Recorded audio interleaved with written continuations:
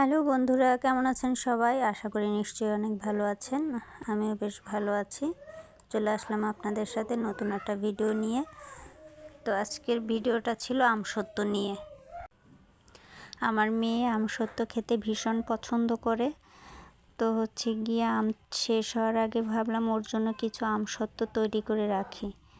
তো বাজার থেকে কিনে আনা আম দিয়েই আমসত্ত্ব তৈরি করেছি। কারণ গিয়ে আম শেষ হয়ে গেলে আর আমসত্ত্ব বানানো সম্ভব হবে না।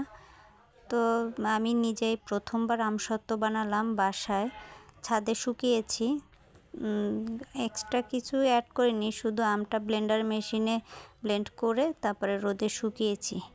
3 দিন মোটামুটি 6টার মতো আম লেগেছে। 6টা আম দিয়ে 3 দিন অল্প অল্প করে দিয়ে এগুলো রোদে শুকিয়ে নিয়েছি। তো রোদে ভালো করে শুকিয়ে নেওয়ার পরে একটা কৌটার ভিতরে সংরক্ষণ করতেছি, যতদিন এই দিয়ে চালানো যায় আমার মেয়েকে। কি আর করার, আমসত্ত্ব আম শেষ হয়ে গেলেও তার আমসত্ত্ব ওকে দিতে পারবো না, এই জন্য থাকতে থাকতে কিছু বানিয়ে নিলাম। আজ তবে এই পর্যন্তই। ভালো থাকো বন্ধুরা, পরে আবার দেখা হবে নতুন কোনো ভিডিও নিয়ে। টাটা, বাই বাই, সুস্থ থেকো সবাই।